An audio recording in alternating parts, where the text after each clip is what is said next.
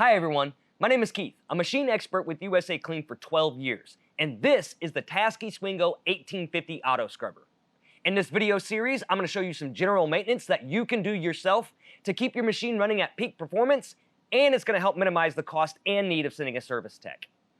Okay, so we need to replace your float or your filter. Super simple. There are two tabs on your filter. Take it and rotate it. Pull it off just like that. Now, if you just need to replace your float, pull it apart just like that. Get your new float, get your new filter, put it back together, line up your tabs, and twist. And you're done. Once again, my name is Keith. For all the parts listed in today's video, plus thousands of diagrams and how-to repair guides, be sure to click the link in the description below or visit us on the web at USACLEAN.com. Now, if you liked what you watched, go ahead and hit that like button and subscribe for future videos. Stay safe and thanks for watching.